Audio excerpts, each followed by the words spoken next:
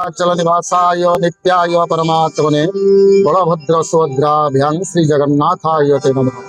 प्रभु श्री आनंद तंड सचिदानंद परम चिन्मय सुंदर श्री जगतनाथ जगन्नाथंक चरणारविंदरे अनंत कोटि दंडवत जनाई आज आम ए घनपुर ग्राम जो नूतन मंदिर जगन्नाथ प्रतिष्ठा एवं चतुर्धा विग्रह प्रतिष्ठार नियोजित होइछु। आमे आज ब्राह्मण समाज निजको धन्य मन करूछु जे जगतनाथ जगन्नाथ को आज आम प्रतिष्ठा करने को आसीछु। मु एतिकी कहबी आज जो जगन्नाथ मंदिर प्रतिष्ठा है ये युवगोष्ठी मान द्वारा बहुत सुंदर है, बहुत परिश्रम से मान करिसेंती आ बहुत पैसा खर्च करी ये मंदिर टी प्रतिष्ठा कर। ये धनपुर गाँ हूँ संस्कृति संपन्न गाँ, ये हूँ भाईचारार गाँ। एटिकार भाईचाराटा हूँ बहुत सुदृढ़, सबू ये 12 मासरे 13 जात्रा पालित हो। तेणु आज ये जो युवगोष्ठी मान द्वारा ये जो जगतर नाथ जगन्नाथ को आज ये स्थापना करागला से समस्ते आम पाखे चिरकृतज्ञ।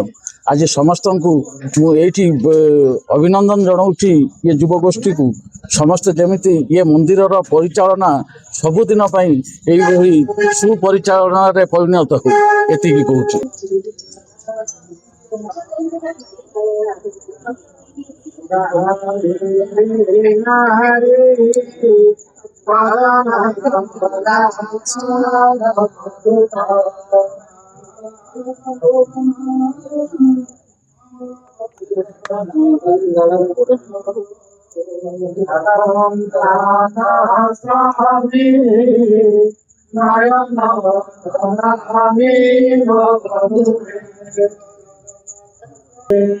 जय जगन्नाथ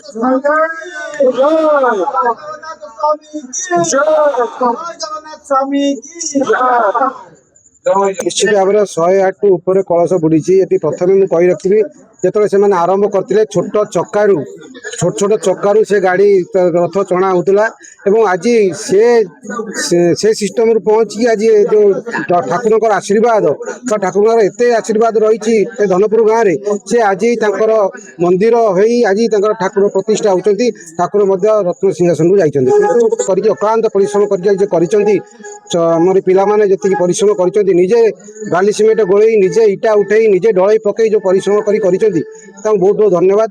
आज सार श्रेय से पाई। जय जगन्नाथ।